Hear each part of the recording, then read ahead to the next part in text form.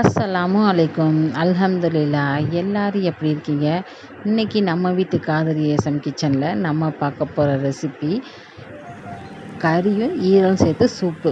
யாருக்கெல்லாம் இந்த சூப் ரொம்ப பிடிக்கும் சொல்லுங்கள். எண்ணெயில் எதையுமே வதக்காமல் சட்டுன்னு செய்யக்கூடிய ஒரு ஈஸியான ரெசிபி தான். ஒரு தடவை செஞ்சு பாருங்கள். இட்லி, தோசை, இடியாப்பத்துக்கெல்லாம் சூப்பரான காம்பினேஷனாக இருக்கும். மட்டன், ஈரல் ரெண்டுமே சேர்த்து 1/2 கிலோ எடுத்துக்கோங்க.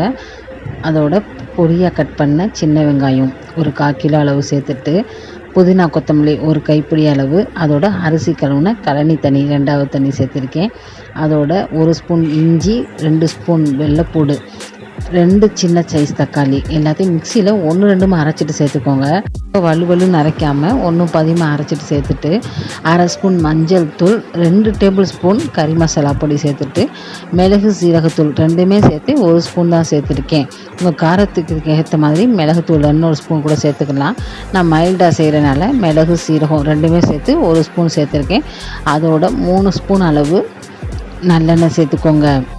தாளிப்புக்கு சேர்க்காம வேக வைக்கும் போதே இது போல் நல்லெண்ணெய் சேர்த்து ஒரு தடவை செஞ்சு பாருங்கள். நல்லா வாசனையாக இருக்கும். தேவையான அளவு உப்பு சேர்த்துட்டு, 1/4 ஸ்பூன் வெந்தயமும் 1 ஸ்பூன் முழு சின்ன சீரகம் நல்லா கசக்கிட்டு சேர்த்துக்கோங்க. இப்படி எல்லாமே சேர்த்து மசாலா சேர்த்து குக்கரில் 5லேருந்து ஒரு 6 விசில், உங்கள் குக்கர் எந்த அளவுக்கு வேகுமோ அது போல் விசில் போட்டு எடுத்துக்கோங்க. நம்ம தேங்காய், முந்திரி, கசகசா இப்படி எதுவுமே சேர்க்காம வெறும் மசாலா பொருட்கள் மட்டுமே வச்சு பண்ணனால இது போல் தண்ணியாக தான் இருக்கும். நல்லா டம்ளரில் ஊற்றி குடித்தோம்னா அவ்வளோ சூப்பராக இருக்கும்.